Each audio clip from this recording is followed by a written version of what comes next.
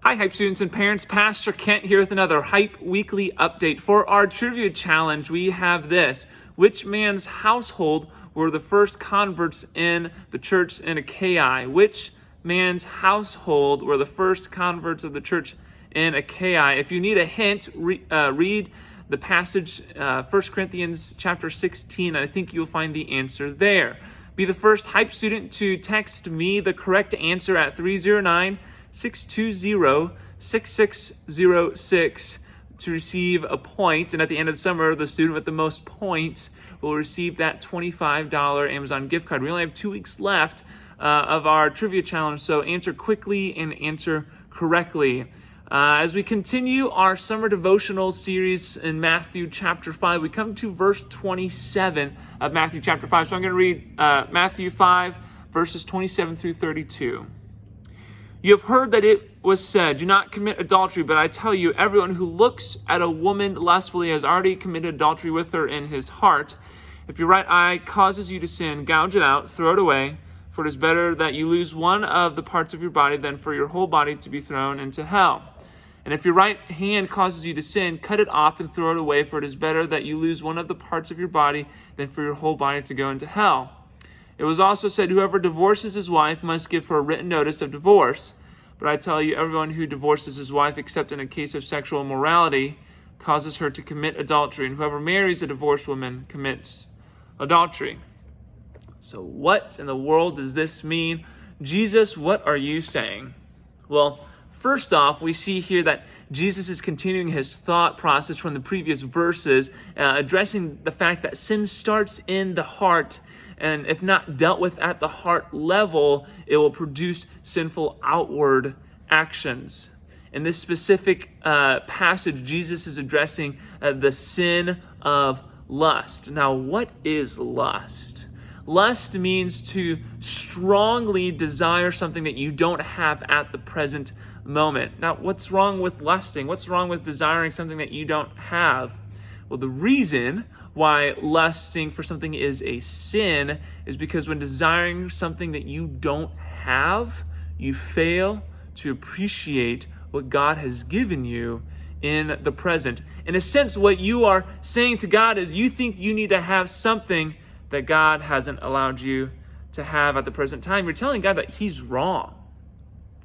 In a sense, you become your own God as you seek to serve only yourself and your desires when you lust for something.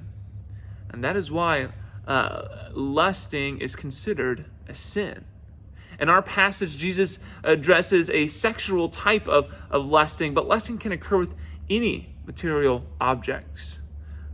For example, someone can lust after, let's say, a good report card or good grades, that they make their academics a bigger priority than God. Because in whatever you are lusting after, that thing is an idol of your heart.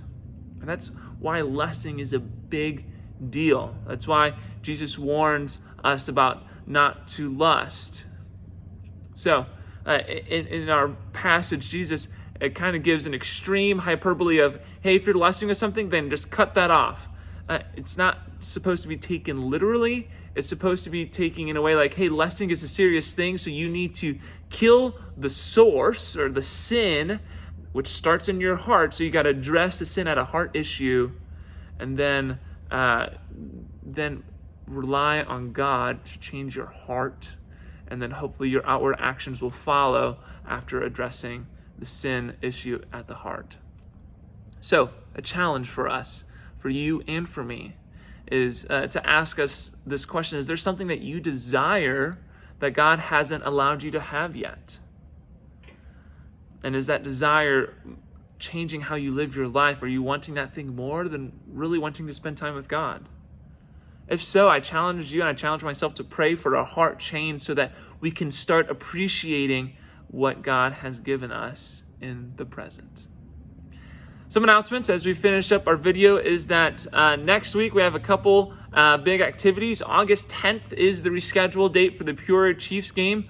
If you're signed up for that, we are meeting at the church at 5:15. We're leaving at 5:30. The game time is 6:35 p.m.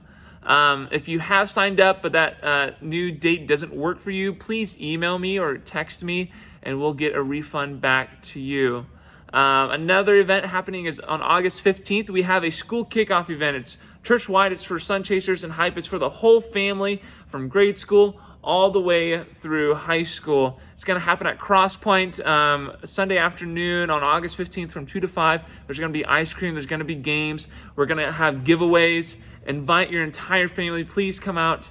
It's going to be a fun evening. It's kind of an open house style event, so you can come and go as you please. You don't have to stay for the whole time. Well, I hope you found this video to be informative and encouraging, and I hope you have a great rest of your week in the Lord. God bless.